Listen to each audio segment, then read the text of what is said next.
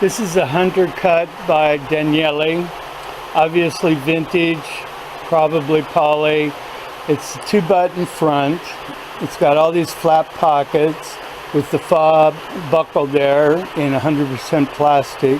2-button front, patch pockets with the same flap coming over them. Buttons in the rear, shoulder or elbow, single vent in the rear.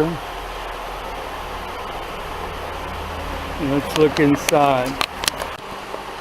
Here's your label, Danieli for Sergio and Bernard.